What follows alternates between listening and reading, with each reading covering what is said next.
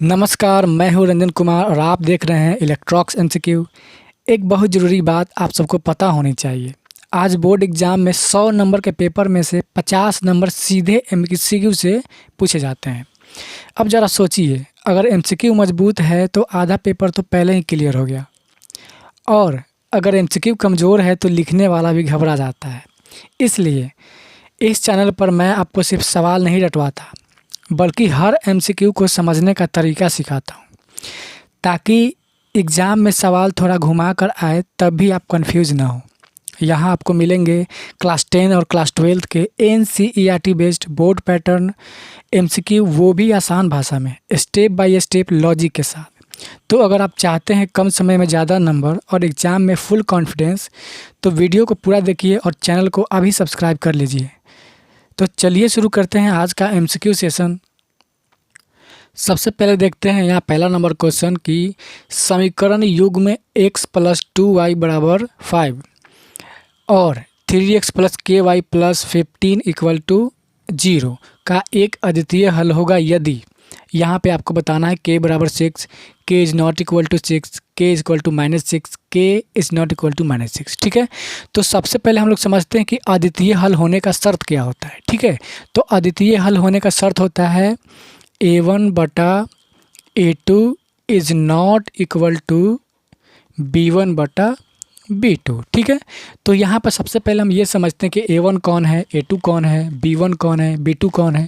उसके बाद इस फार्मूले पर रख करके उसका हम वैल्यू निकालेंगे। ठीक है, तो सबसे पहले हम ये समझते हैं कि a1 वो होता है जो x में गुना होता है। ठीक है, x का गुणांक होता है। ठीक है, तो x के बगल में कौन गुना है, तो 1 है। ठीक है, तो a1 कितना हो गया, a1 कितना हो गया, तो 1 हो गया।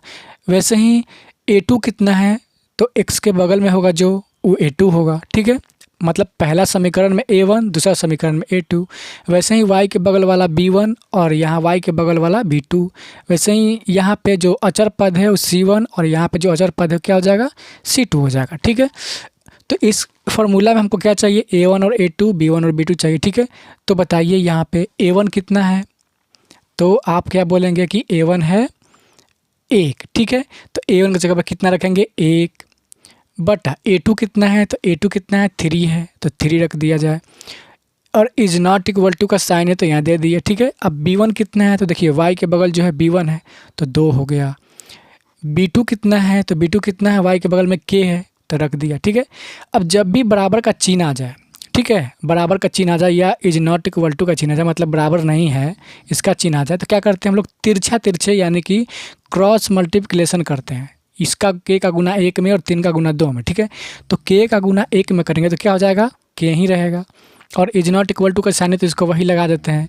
और बराबर में क्या होगा, बराबर में 3 दूना कितना होता है, 6। ठीक है, अब हम ऑप्शन में देखेंगे कि k is not equal to 6 कहाँ पे है, तो ऑप्शन बी आपका मिल रहा है। तो आपका आंसर क्या हो जाएगा, ये ऑप्शन बी हो जाएगा। ठीक है, ये आपका बी ऑप्शन बिल्कुल सही है, k is not equal to 6।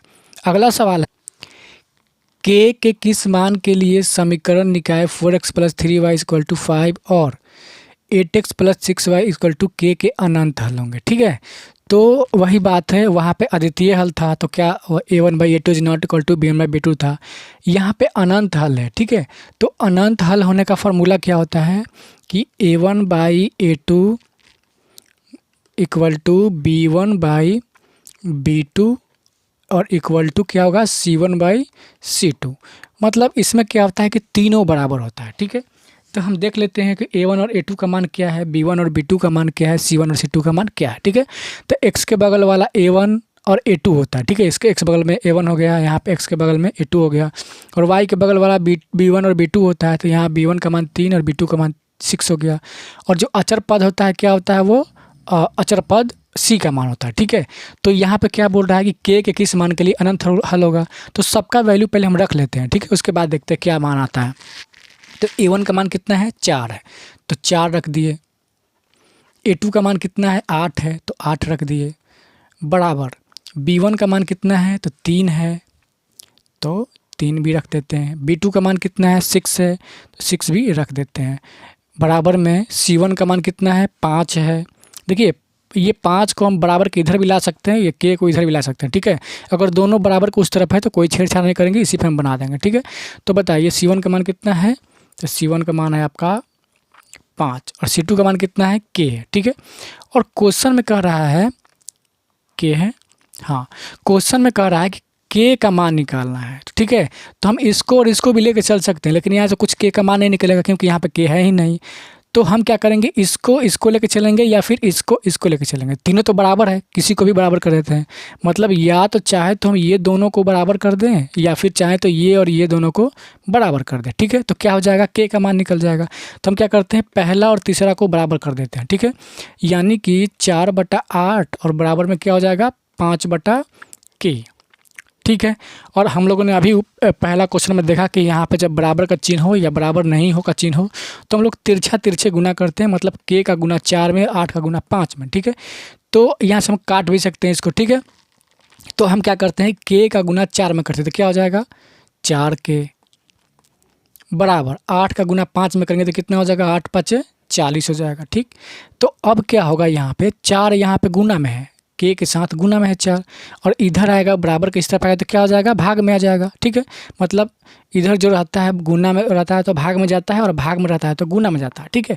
तो सिंपल यहाँ पे अगर अभी गुना में है तो क्या हो जाएगा, ये इधर आएगा तो भाग में आ जाएगा। तो के का मान क्या आने वाला है, 40 तो अपने ही जगह पर है, ठीक है। और बटा में क्या आ जाएगा, 4 आ जाएगा, ठीक है।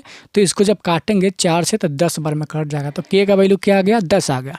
तो ऑप्शन में देखेंगे कि के का मान 10 कहाँ है, तो ऑप्शन बी नंबर आपका मैच कर रहा है, बिल्कुल सही आंसर है, ठीक है। इसी तरह अगला क्वेश्चन हम लोग देखते हैं। अगला क्वेश्चन है कि यदि a1/a2 = b1/b2 is not equal to c1/c2 हो तो समीकरण द्वारा निरूपित रेखाएं कैसी होंगी, ठीक है। मतलब यहाँ पे जब दो बराबर हो तीसरा बराबर नहीं हो तो क्या होता है, वो रेखाएं समांतर कहलाती है, ठीक है। तो इसका आंसर क्या हो जाएगा, इसका आंसर हो जाएगा ये समांतर रेखाएं, ठीक है। थोड़ा सा हम एक और चीज़ बता दें कि जब a1/a2 is not equal to b1/b2 हो तो इसका अद्वितीय हल यानी कि एक हल होता है, ठीक है।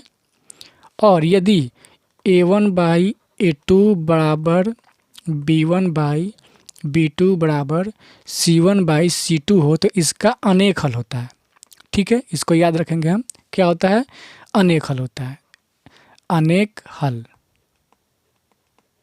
हाँ ठीक है। और एक होता है आपका कि यदि a1/a2 बराबर b1/b2 और लास्ट वाला बराबर ना हो यानी कि c1/c2 बराबर ना हो तो इसको बोलते हैं कि ये इसका कोई हल नहीं है, ठीक है, कोई हल नहीं, ठीक है। और इसका जो रेखा होता है समांतर होता है, ऐसे समांतर होता है, कभी नहीं मिलता है। और जो अनेक हल है उसका रेखा जो है एक ही के ऊपर एक ही मतलब संपाती रहता है।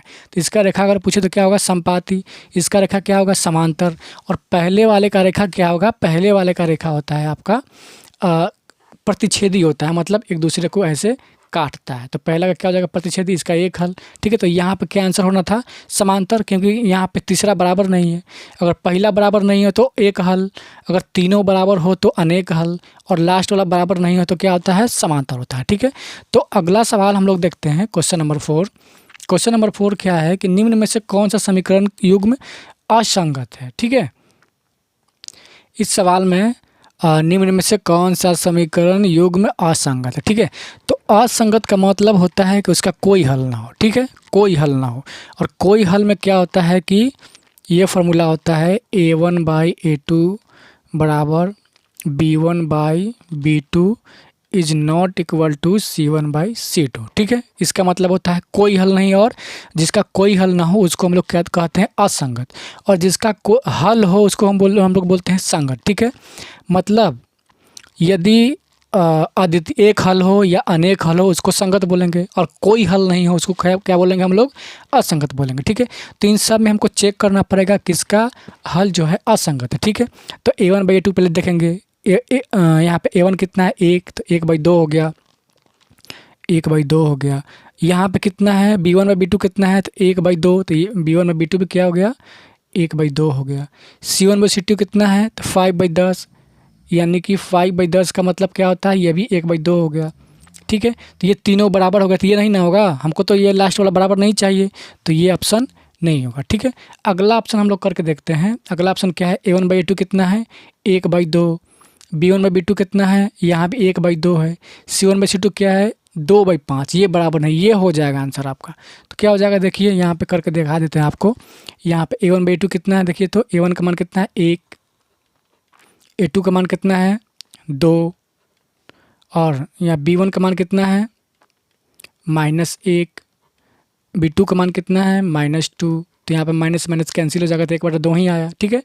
और क्या C1/C2 बराबर है, यहाँ पर 2 है, यहाँ पे 5 है, तो क्या बराबर है, नहीं है, ये बराबर नहीं है, तो काट देंगे यहाँ पे, ठीक है। मतलब इसको ये क्या कर रहा है, लागू हो रहा है इसमें, तो क्या हो जाएगा, ऑप्शन बी आपका आंसर हो जाएगा, ठीक है।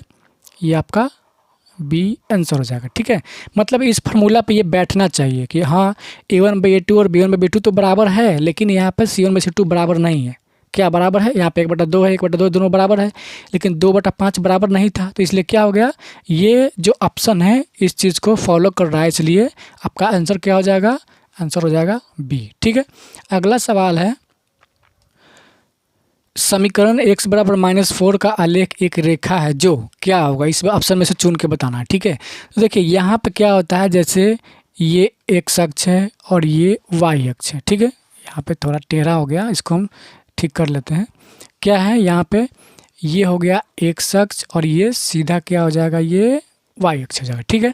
तो क्या बोल रहा है कि x बराबर -4 हो, मतलब इधर कहीं पे -4 होगा, ठीक है।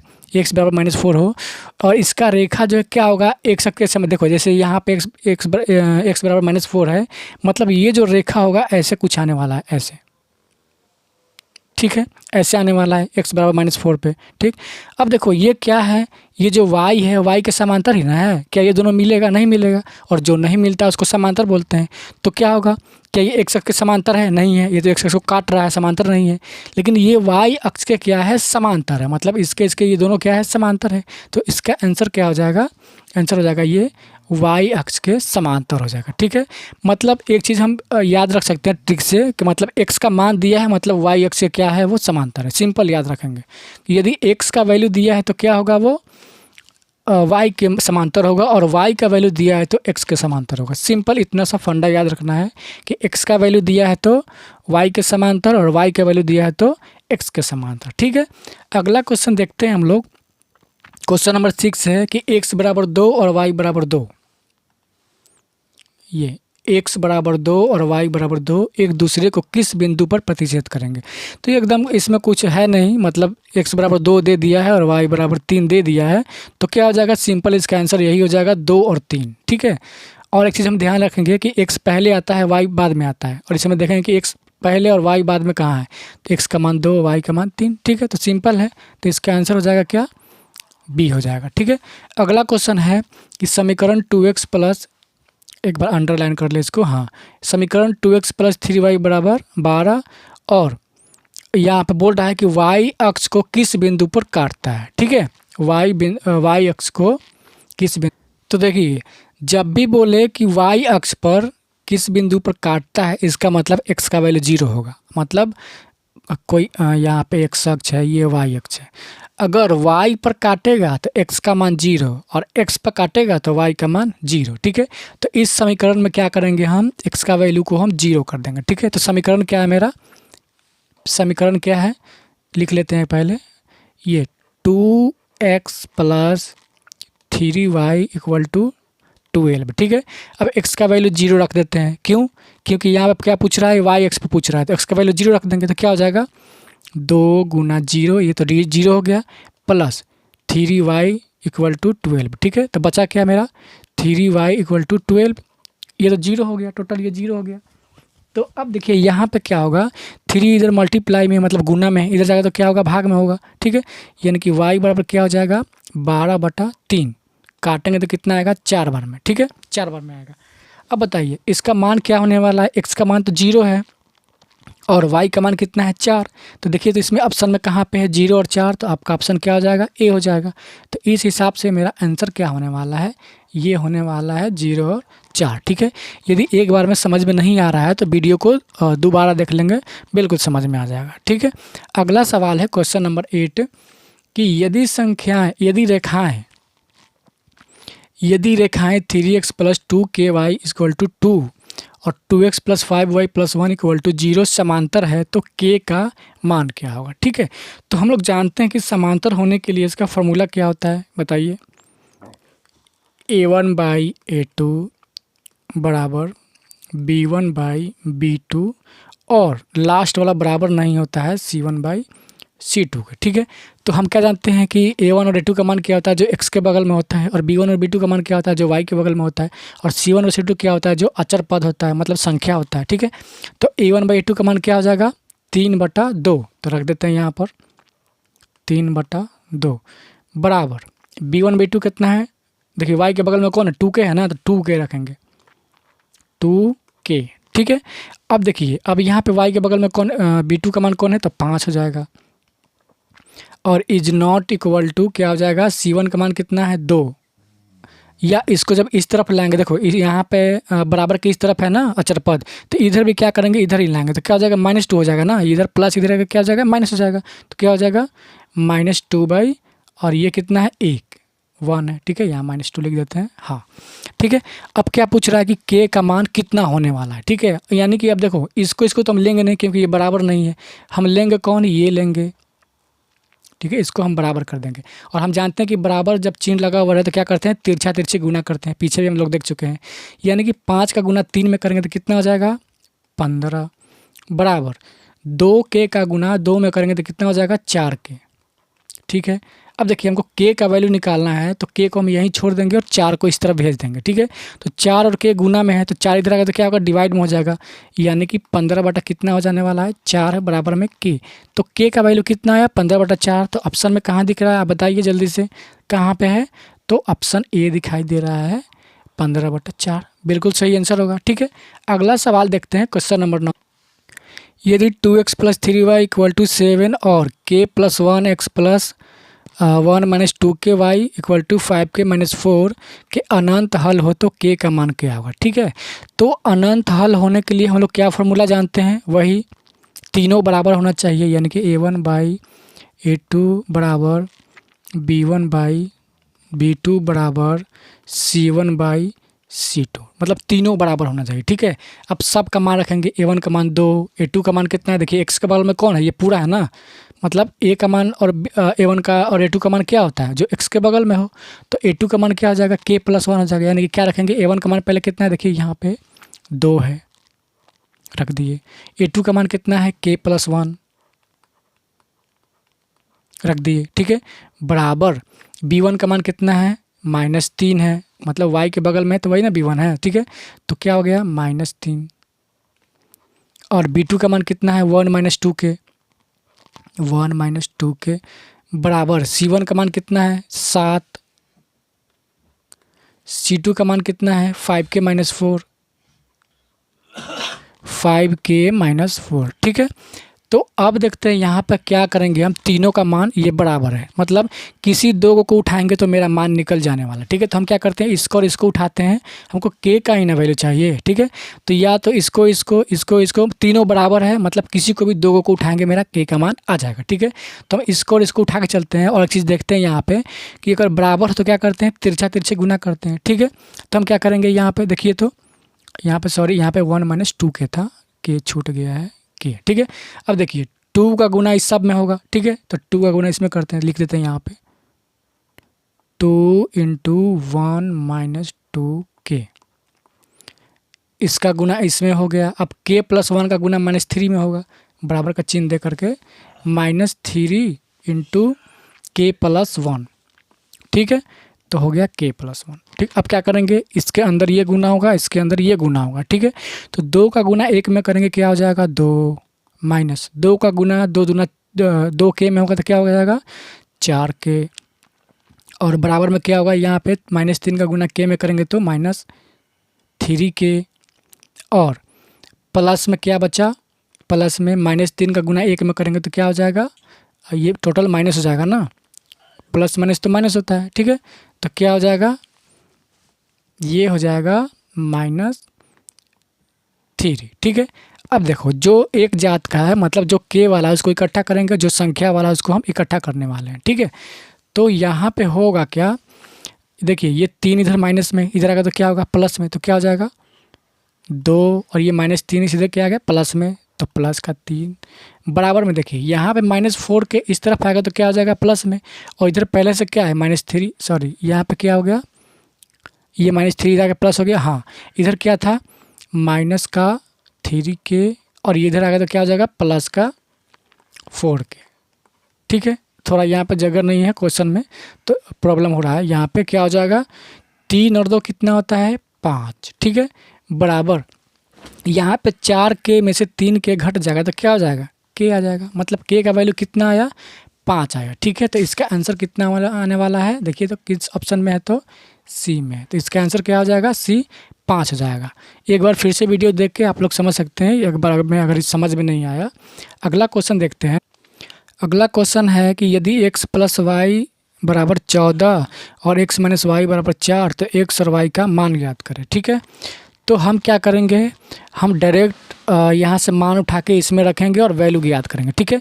क्योंकि अगर मेथड से प्रतिस्थापन विधि, विलोपन विधि और बीजगणित विधि से इसका मान निकालने चलेंगे तो थोड़ा लंबा हो जाता है, ठीक है। तो हम क्या करेंगे डायरेक्ट ऑप्शन से उठा के इसमें रखेंगे, ठीक है, और देखेंगे कि x का मान क्या रखें, y का मान क्या रखेंगे 14 था, ठीक है।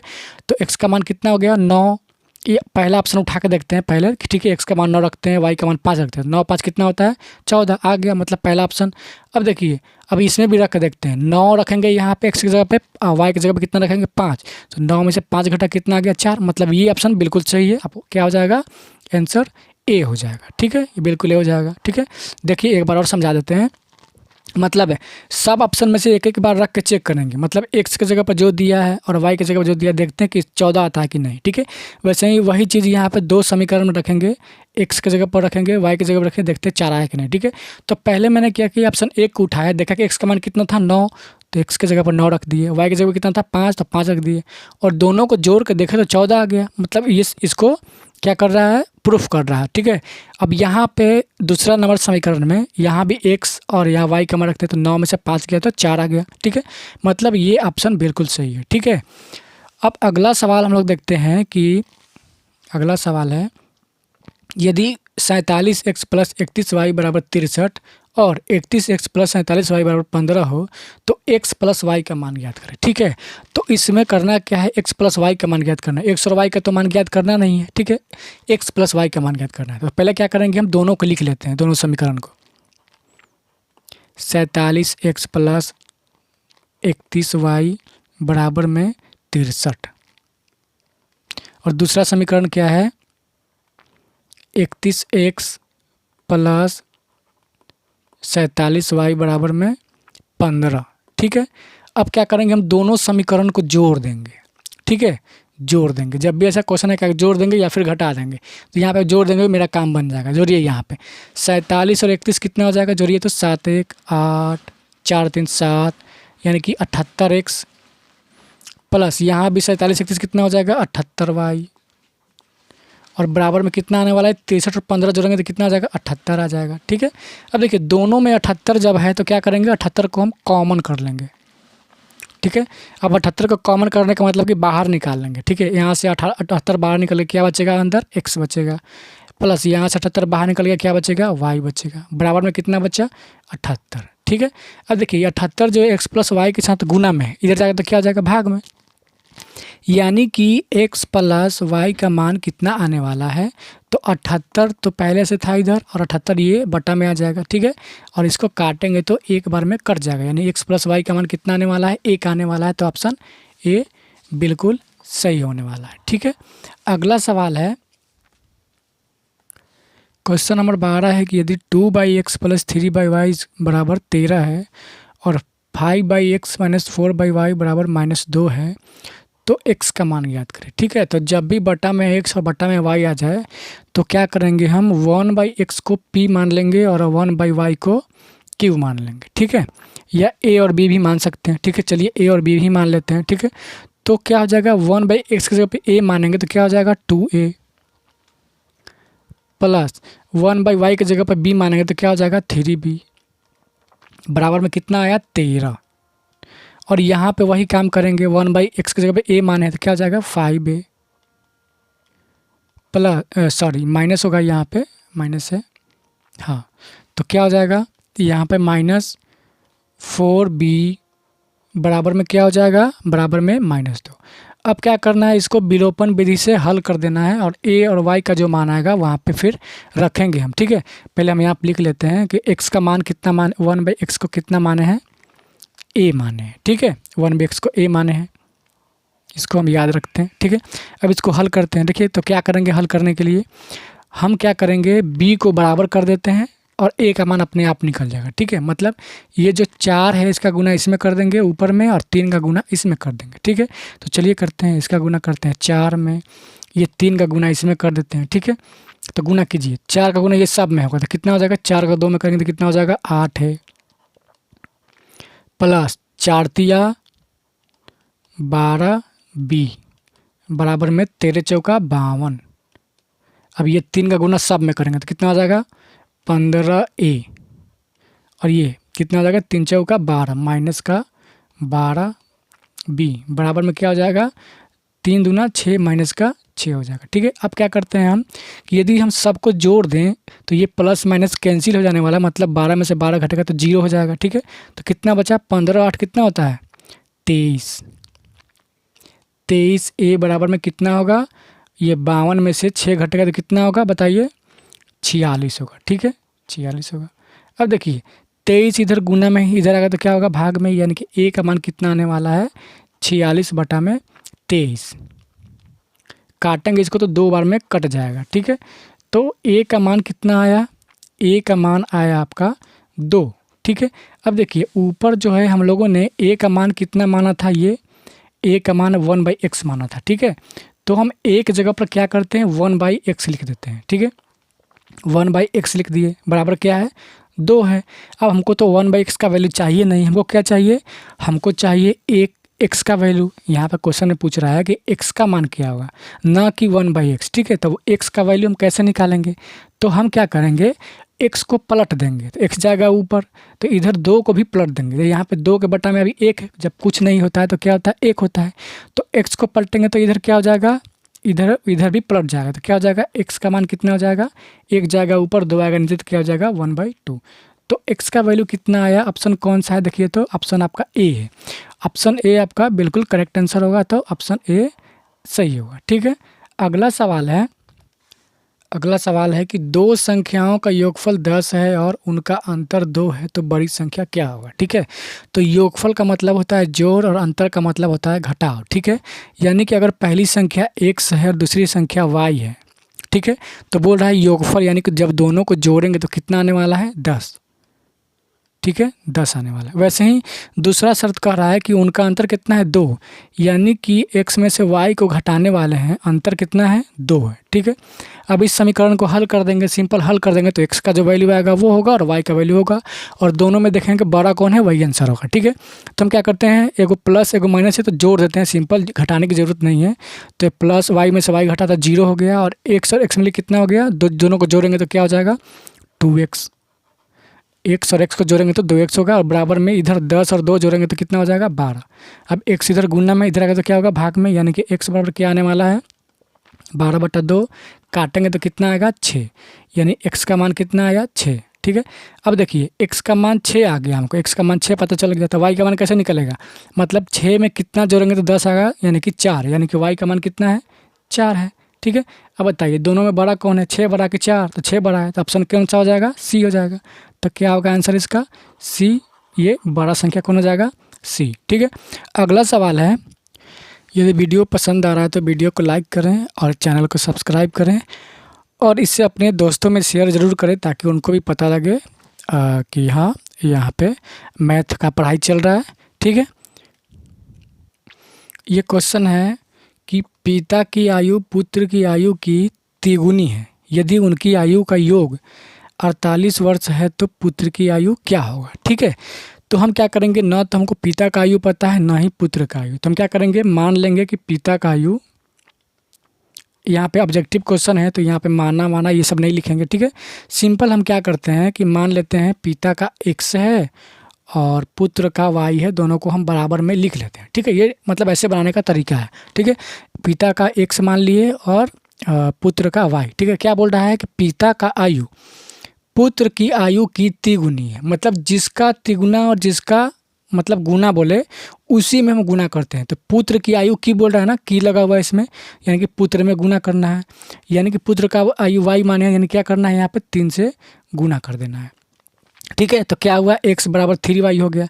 अब क्या करेंगे हम 3y को इधर लेके आएंगे तो क्या होगा, इधर प्लस में, इधर आएगा तो क्या होगा माइनस में। तो क्या हो जाएगा x माइनस 3y बराबर में कितना बचा 0। ठीक है, अब एक समीकरण बन गया। दूसरा क्या कर रहा है कि यदि उनकी आयु का योगफल 48 है, तो योगफल का मतलब होता है कि यानी दोनों को आयु को हम जोड़ देंगे, योग मतलब जोड़ होता है, तो जोड़ देंगे तो कितना आने वाला है 48। ठीक है, अब देखिए 2 समीकरण बन चुका है, दोनों को हल कर देंगे, वह मेरा मान आ जाएगा। ठीक है, अब देखिए यहाँ पे क्या करना है हमको, देखिए क्या करेंगे, अगर हम घटा दें यहाँ पे, अगर हम घटा दें तो घटाने पे क्या होता है, सबका चिन्ह बदलता है और जोड़ने पे कुछ नहीं होता है। ठीक है, तो घटाएंगे तो क्या होगा, ये हो गया माइनस, ये हो गया माइनस, ये हो गया माइनस। ठीक है, तो एगो प्लस में x एगो माइनस में x क्या हो जाएगा, कट के घट गया, 0 हो गया।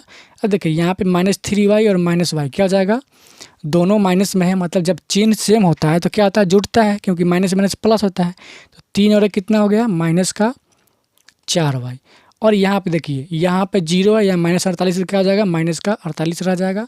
अब देखिए माइनस से माइनस कैंसिल और 4 गुना में इधर आएगा तो भाग में आएगा, यानी कि y बराबर कितना हो जाएगा 48/4। अब इसको काटेंगे तो कितना मान कटेगा, 4 एकम 4 और 4 दूना 8, यानी कि y का मान कितना आया 12। ठीक है, अब y का मान क्या करेंगे हम, समीकरण 1 में चाहे 2 में, 1 या 2 किसी में भी रख देंगे तो हमको y का वैल्यू पता चल जाएगा। क्यों, क्योंकि हमको पुत्र का आयु पता करना है और पुत्र को x माने हैं। ठीक है, तो हम क्या करते हैं, आसान बनाने के लिए इसको 2 में रख देते हैं। ठीक है, अब देखिए y की जगह पर 2 रख देंगे यहाँ पे, तो सॉरी 12 रख देंगे, तो 12 में क्या जोड़े कि 48 है। ठीक है, 12 में क्या जोड़े कि 48 है। एक चीज़ ध्यान देंगे, यहाँ पर हमने पिता का x माना था और पुत्र का y माना था। ठीक है, तो y का वैल्यू कितना आया 12, तो हमको क्या चाहिए था, पुत्र का ही ना चाहिए था। ठीक है, हमने क्या माना था, पिता का x और पुत्र का y। पिता का x माना था, हमने उस समय लिख देते तो नहीं गड़बड़ाता, पिता का x और पुत्र का y। ठीक है, तो हमको y का वैल्यू चाहिए था, पुत्र का वैल्यू, और यहाँ पे y का वैल्यू निकल गया कितना 12। तो इसमें से कौन सा ऑप्शन है, देखिए तो ऑप्शन बी बिल्कुल करेक्ट आंसर होगा। ठीक है, अगला सवाल है क्वेश्चन नंबर 15। क्वेश्चन है कि आयत का परिमाप 20 सेंटीमीटर है, लंबाई चौड़ाई से 2 सेंटीमीटर अधिक है, तो लंबाई ज्ञात करें। ठीक है, तो सबसे पहले एक आयत छोटा सा बना लेते हैं, आयत बना लेते हैं। ये हो गया आपका आयत, थोड़ा टेढ़ा बन रहा है। ठीक है, कोई बात नहीं, यहाँ पे समझ लेंगे। ठीक है, देखिए अब इसका लंबा चौड़ाई कौन है, ये है, और लंबाई कौन है, ये वाला, ये लंबाई है और ये चौड़ाई है। ठीक है, क्वेश्चन क्या कर रहा है कि लंबाई जो है चौड़ाई से, देखिए जहाँ से और के लगे उसी को x मानेंगे। ठीक है, चौड़ाई से बोल रहा है ना, तो चौड़ाई को क्या करेंगे x मान लेंगे। ठीक है, तो क्या बोल रहा है कि लंबाई जो है चौड़ाई से 2 सेंटीमीटर अधिक है, मतलब चौड़ाई x है तो लंबाई कितना होगा, x + 2 हो जाएगा। ठीक है, अब देखिए हम लोग जानते हैं कि आयत के आमने सामने की भुजाएं बराबर होती है, तो जब ये x + 2 है तो ये भी क्या हो जाएगा, x + 2 हो जाएगा। जब ये x है तो ये भी क्या हो जाएगा, x हो जाएगा। ठीक है, अब देखिए यहाँ पर परिमाप की बात कर रहा है, और परिमाप का मतलब होता है कि सभी भुजाओं का योग, मतलब सभी भुजाओं को जोड़ना, यानी कि सब को जोड़ने के बाद कितना आना चाहिए, 20 आना चाहिए। ये नहीं बोल रहा है कि एक आयत का परिमाप कितना है 20, और परिमाप का मतलब होता है कि सभी भुजाओं का जोड़। ठीक है, तो सबको जोड़ के देखते हैं, पहले इसको जोड़ते हैं, फिर इसको, फिर इसको, फिर इसको जोड़िए, तो x + 2 इसका हो गया। अब ये प्लस में x, प्लस में फिर से x + 2, प्लस में x + 2, और फिर क्या हो गया x। अब सबको जोड़ने के बाद कितना आना चाहिए आपका, ये 20 आना चाहिए, तो हम लिख दें यहाँ पे 20। ठीक है, अब देखिए x के गो है, गिनिए तो यहाँ से 1 2 3 4, तो क्या हो गया 4x। 2 गिनिए तो 2 और क्या, हाँ ये 2 और 2 कितना हो गया 4 हो गया, तो क्या हो गया प्लस में 4 हो गया। ठीक है, और बराबर में कितना आ रहा है 20। अब देखिए एक्स ये 4 जो है इधर प्लस में, इधर जाएगा तो क्या होगा माइनस में, यानी कि 4x बराबर कितना आने वाला है 20 माइनस का 4। ठीक है, अब क्या करेंगे हम, ये देखिए 4x बराबर 20 में से 4 घटाएंगे तो कितना आएगा 16। अब 4 गुना में इधर आएगा तो भाग में होगा, यानी कि x बराबर कितना आने वाला है 16/4। जब इसको काटेंगे तो 4 बार में कट जाएगा, तो x का मान कितना आया 4। और हमसे पूछ रहा है कि लंबाई कितना होगा, मतलब लंबाई ये बड़ा वाला है ना, और x का मान कितना आ गया मेरा, x का मान आ गया 4। ठीक है, तो जब चौड़ाई आ गया 4 और क्वेश्चन क्या बोल रहा है कि लंबाई जो चौड़ाई से 2 अधिक है, तो यानी कि लंबाई कितना होने वाला है 4 और 2 कितना होगा 6 हो जाएगा, यानी कि ऑप्शन कौन सा होने वाला है, ए ऑप्शन बिल्कुल सही होने वाला है। ठीक है, समझ में आया। यदि समझ में नहीं आया तो एक बार और वीडियो को देख ले, ज़रूर समझ में आ जाएगा। ठीक है, ये सवाल है कि 2 अंकों की एक संख्या के अंकों का योगफल 9 है, यदि संख्या में 9 जोड़ दिया जाए तो अंक पलट जाते हैं, तो वह संख्या क्या है। ठीक है, मतलब देखना ये है सबसे पहले कि अंकों का योगफल कितना है 9 है। ठीक है, तो सब ऑप्शन में चेक करते हैं कि अंकों का योगफल किसका किसका 9 है। ठीक है, तो यहाँ पे देखिए 3 और 6 और 9 होता है। ठीक है, यहाँ 4 और 5 भी 9 होता है, 5 और 4 भी 9 होता है, 2 और 7 भी 9 होता है, मतलब सारे के सारे ऑप्शन में मिल रहा है, मतलब ये वाला नियम मेरा फेल कर गया। अब अगला आप देखते हैं केस क्या है, यदि संख्या में 9 जोड़ दें तो अंक पलट जाते हैं, मतलब यदि संख्या में 9 जोड़ दें, 9 जोड़ के देखते हैं तो अंक पलटता है कि नहीं, मतलब 3 की जगह पर 6 और 6 की जगह पर 3 आता है कि नहीं। 36 और 9 कितना होता है 45, नहीं आया, मतलब ये ऑप्शन गलत है। इसमें करके देखते हैं, 9 जोड़ के देखते हैं, 9 जोड़िए तो कितना हो गया 54। देखिए यहाँ पे 4 की जगह पर 5 आ गया और 5 की जगह पर 4 आ गया, मतलब 45 बन गया 54, मतलब ये ऑप्शन बिल्कुल सही है। तो आंसर क्या हो जाएगा, बी आंसर हो जाएगा। ठीक है, अगला सवाल देखते हैं। अब अगला सवाल है कि एक भिन्न के अंश और हर दोनों में 1 जोड़ने पर वह 4/5 हो जाती है, यदि अंश और हर का योग 17 हो तो भिन्न ज्ञात करें। ठीक है, देखिए इस तरह के सवाल को हम लॉन्ग मेथड से भी बना सकते हैं, लेकिन कब बनाएंगे, जब 5 नंबर या 3 नंबर का सवाल है तब। लेकिन यहाँ पे तो 1 नंबर का सवाल है। ठीक है, और बहुत कम समय में इसको बनाना होता है, तो हम क्या करेंगे, इसको शॉर्ट मेथड से इसको बनाने की कोशिश करते हैं। ठीक है, सबसे पहले क्या बोल रहा है क्वेश्चन में कि यदि एक भिन्न के अंश और हर दोनों में 1 जोड़ दें तो वह कितना बन जाता है 4/5।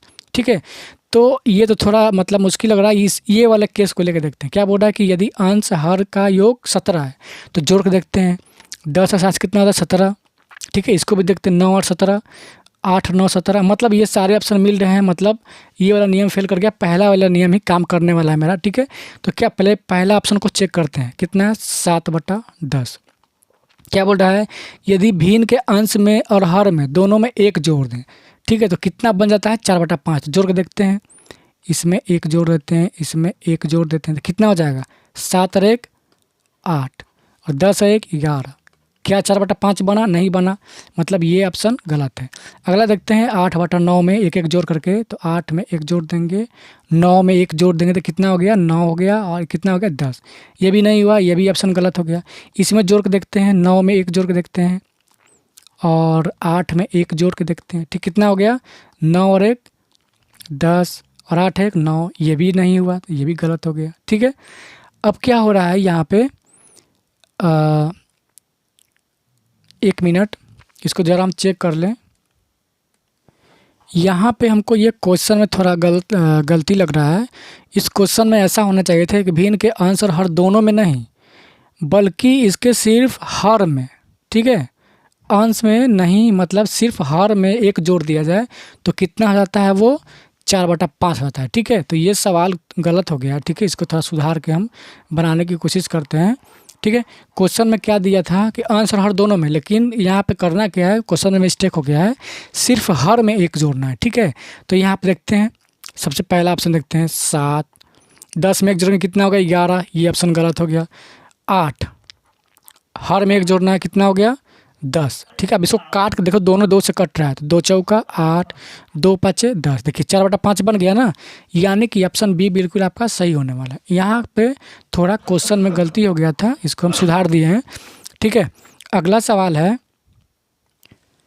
ये क्वेश्चन नंबर 19 भी टाइप करने में थोड़ा मिस्टेक हो गया है, यहाँ पे कुछ छूट गया है। ठीक है, इसलिए पढ़ने में भी ऐसा लग रहा है कि ये इसमें कुछ गलती है। ठीक है, तो अगला सवाल हम लोग देखते हैं। अगला सवाल है क्वेश्चन नंबर 19 कि एक चक्रीय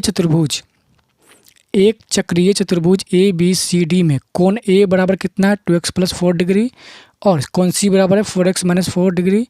तो x का मान ज्ञात करें। ठीक है, तो चक्रीय चतुर्भुज का मतलब होता है कि किसी वृत्त में, वृत्त थोड़ा सा टेढ़ा हो गया मेरा, ठीक है कोई बात नहीं, इसको समझने से मतलब है हमको।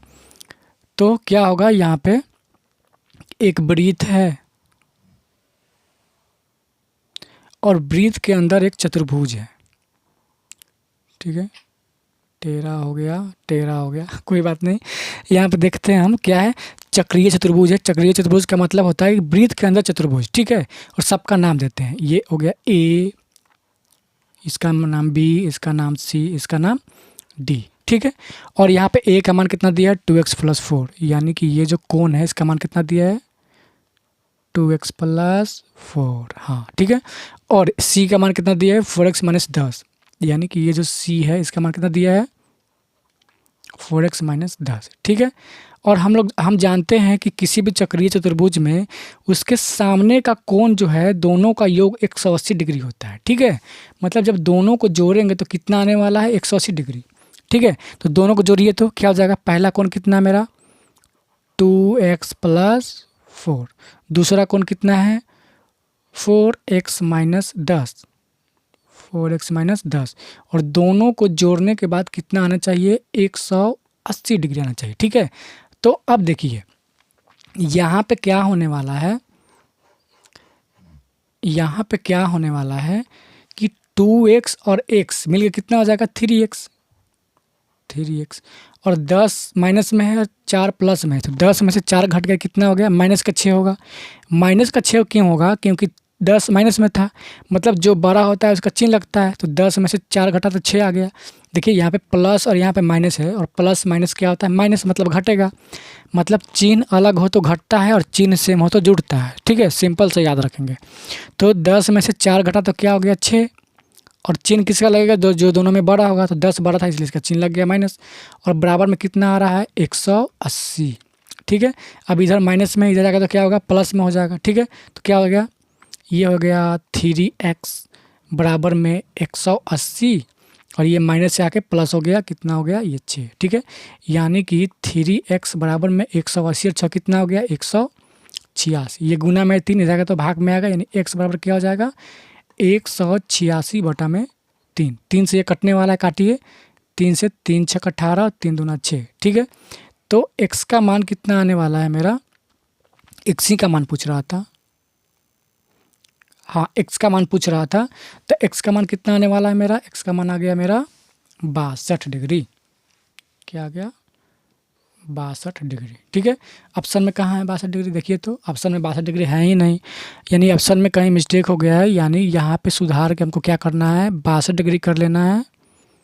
यहाँ पे ये नहीं होगा, बिल्कुल नहीं होगा, ये नहीं होगा, इसके जगह पर ऑप्शन में 62 होना चाहिए था, ये बिल्कुल करेक्ट आंसर है। तो आंसर क्या हो जाएगा 62 डिग्री आपका आंसर हो जाएगा। ठीक है, अगला सवाल पर चलते हैं हम लोग, और क्वेश्चन लास्ट है। ये सवाल देखते हैं कि एक नाव धारा के अनुकूल 2 घंटे में 20 किलोमीटर जाती है और धारा के प्रतिकूल 2 घंटे में 4 किलोमीटर जाती है, तो स्थिर जल में नाव की चाल क्या होगी। ठीक है, तो सबसे पहले क्या करते हैं हम लोग कि धारा के अनुकूल चाल क्या है ये निकालते हैं। तो चाल बराबर क्या होता है, पहले लिखते हैं अनुकूल चाल, अनुकूल चाल, राइटिंग थोड़ा नहीं बैठ रहा है क्योंकि इस पे प्रैक्टिस अभी नहीं है लिखने की। ठीक है, तो अनुकूल चाल क्या हो जाएगा बताइए, तो दूरी बटा चाल बराबर क्या होता है दूरी बटा समय, यानी कि d बटा s ना, हाँ क्या हो जाएगा डिस्टेंस बटा टाइम। ठीक है, दूरी बटा समय, डिस्टेंस कितना दिया है आपका 20 दिया है 20, और समय कितना दिया है 2 घंटा, यहाँ पे 2 है ना, हाँ 2 है तो रख दिए, काटेंगे इसको कितना आएगा 2 से 10 बार में। ठीक है, यानी अनुकूल चाल कितना आ गया मेरा, अनुकूल चाल आ गया 10।